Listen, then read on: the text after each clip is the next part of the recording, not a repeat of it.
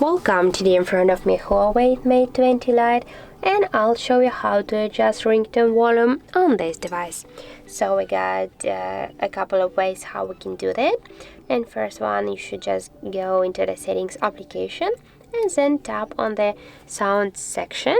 Here, as can you see, we got the ringtone volume panel, and just to change your volume of your ringtone, swipe this white dot to the left or to the right side with your finger by this way.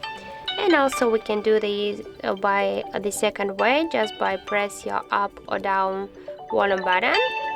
And as can you see, we also can change our ringtone volume. And the third way, you can just press once on your volume button, or up or down, that doesn't matter, and then with your finger just swipe this white dot to the left or to the right side. What's going on? Okay, yeah, so that's how it looks. That's really simple, I think, as can you see.